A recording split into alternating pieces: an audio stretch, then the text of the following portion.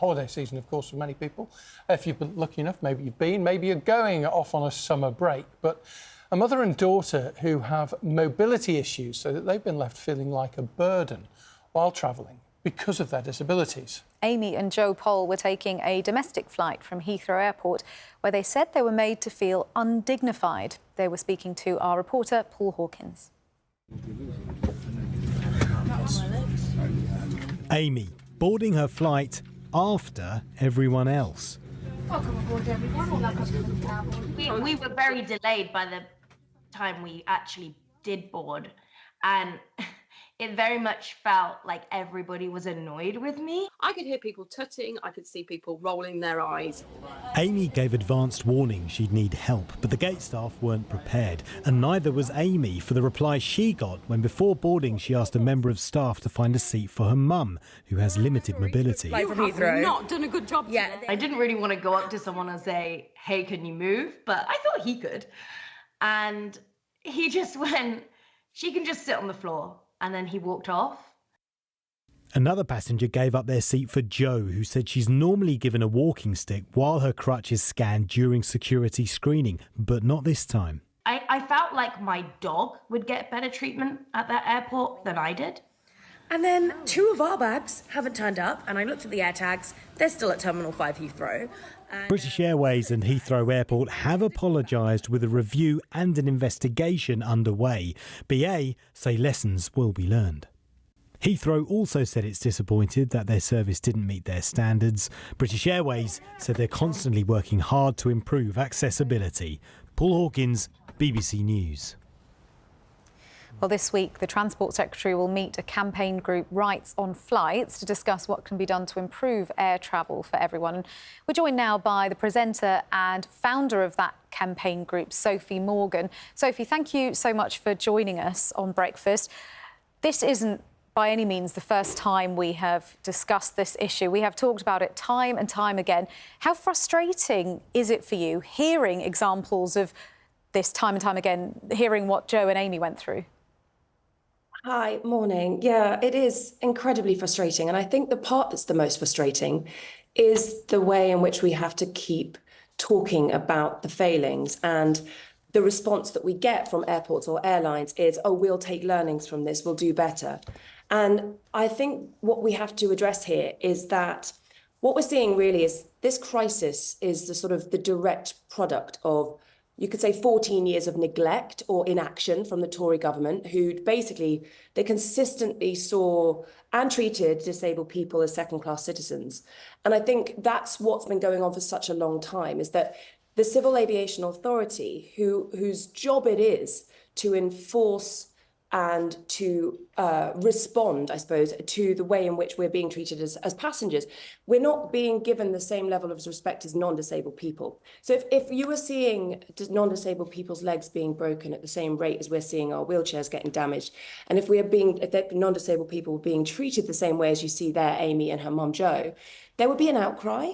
But there isn't. It's become normalised, and the CAA isn't responding sort of with the same level of the powers that we need them to have to be able to respond proportionately and dissuasively enough for this to stop happening. They don't have those powers. So we need the government to respond to that and make sure that we're protected more.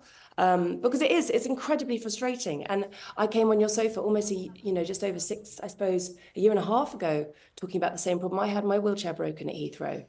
So, yeah, enough is enough. And Sophie, you mentioned 14 years ago you felt that contributed to it. Do you think it was better then? Do you think the situation was better prior to the Conservative government?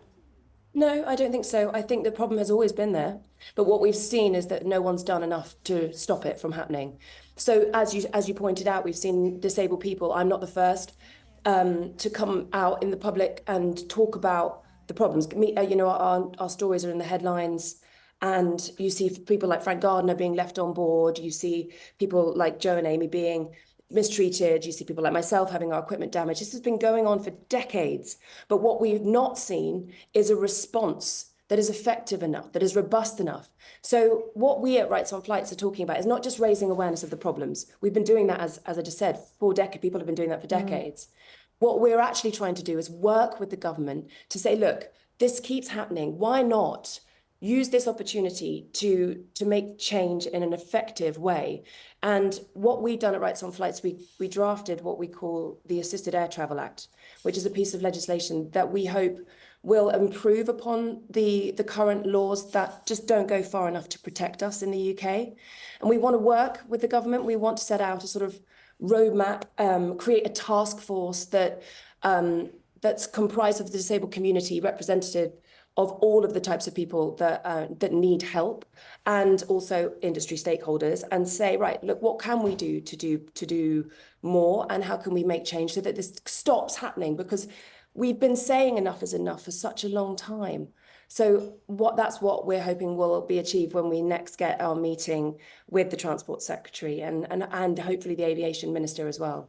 Isn't part of the problem as well, Sophie, that we sit with all of us in that one of the things that Amy and Joe said in that report was that as they were brought on board, people were rolling their eyes, people were tutting because they've been waiting. And I appreciate there are ways to mitigate that, but we all have to be understanding and tolerant and respectful, don't we? What's your experience of that? Of course, I think, unfortunately, non-disabled people who don't have absolutely no lived experience of disability aren't aware of the problems that we're facing. So the documentary I recently made for Channel 4 called Fight to Fly, we went undercover to expose some of the failings of the airlines. And it was very shocking to people that hadn't seen it. And I think that part of this is a lack of awareness. But I would say that the airlines and the airports are not unaware. They know full well what's happening. The non-disabled public might not know. And yes, we do get met with a lot of eye rolling and tutting, and I think confusion, a lack of empathy about our situation. What I would say... Doesn't that make you angry, though? No, I mean, that's the way that this life is. I mean, non-disabled people walk around slightly unaware of the realities, that, you know, the consequences of being disabled in this world that's not designed for us. But it's not on them. This isn't about them. This is about the industry and the government and the airports and the airlines.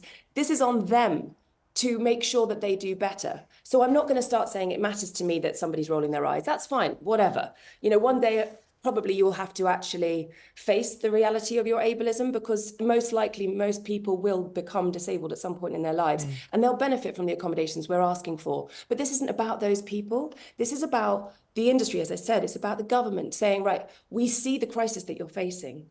We want to respond effectively. We want to treat you like you aren't second-class citizens. We don't want to roll our eyes the same as they are. We want to listen, we want to learn, and we want to act.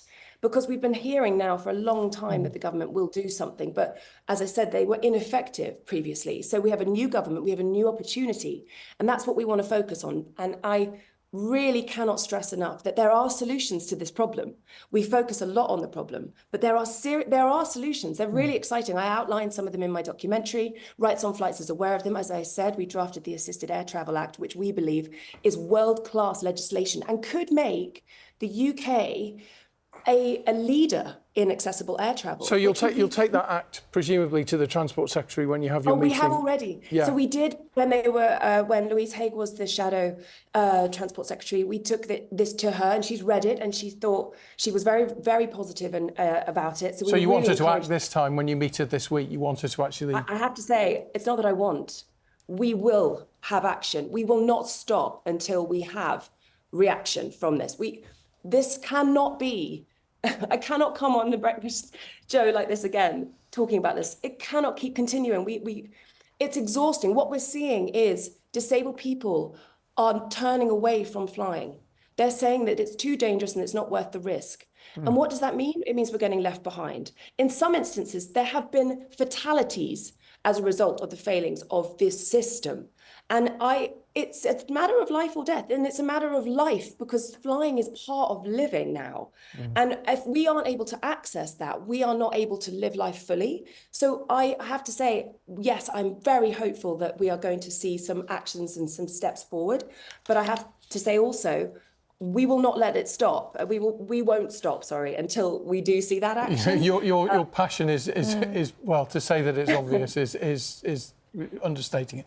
Sophie, thank you. Good luck with your meeting this week, and we are really grateful to you for taking the time to get up and speak to us early on a Sunday morning. Thank you, Sophie. Sophie Morgan there.